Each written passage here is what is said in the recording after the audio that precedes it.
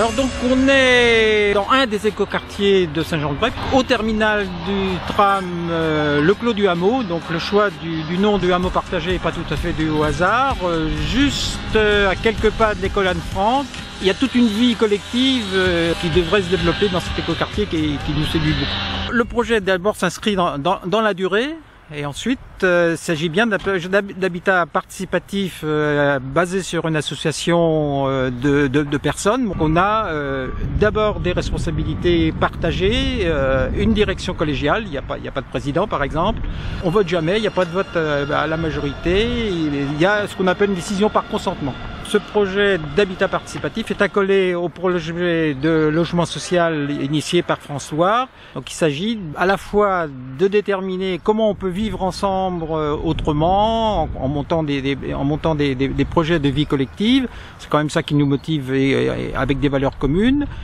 Et aussi, évidemment, d'entrer dans des logements qui sont construits suivant des normes de développement durable, suivant des qualités environnementales, les choix de matériaux, enfin bon, je pense tout ce qui concerne un habitat sain et agréable à vivre. On sera vraisemblablement à base de bois, peut-être de paille ou de chanvre, bon, qui sont des matériaux qu'on retrouve assez souvent dans cet habitat. On parle de plus en plus de bioclimatique, c'est-à-dire orientation du bâtiment sur le terrain en fonction du chaud l'été et du froid l'hiver. Et puis la géothermie, peut-être à partir du captage qui est fait à l'école Anne-Franck qui est juste à côté. Avec ma femme, nous habitions là à la campagne, donc un souhait de bien vieillir dans un cadre adapté, donc se rapprocher des moyens de transport, le tram est vraiment pas loin, et puis des commerces, et puis aussi d'avoir un lien social construit autour de l'habitation, autour de l'habitat.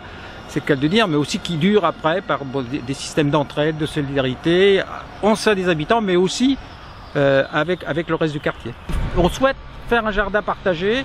Je pense qu'il faut qu'il y ait d'un côté le logement social, pour des raisons de fonctionnement propres à François, et de l'autre côté l'habitat participatif avec aussi ses règles de vie commune, mais qu'il faut qu'il y ait entre les deux une zone de partage. Je pense que c'est aussi important que les enfants découvrent qu'il y a des saisons, qu'on mange des cerises au mois de juin et des pommes au mois de septembre, et qu'ils puissent les toucher et les goûter.